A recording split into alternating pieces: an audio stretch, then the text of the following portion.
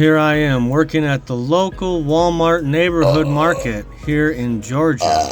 I stock the produce in the morning before any customers start to arrive. I'm burping, of course, and I make sure to burp on all the vegetables and fruits while I'm stocking the shelves. No associates ever caught me yet, and they probably won't, because I'm really sneaky. My boss doesn't have Facebook, so luckily, he won't never find out.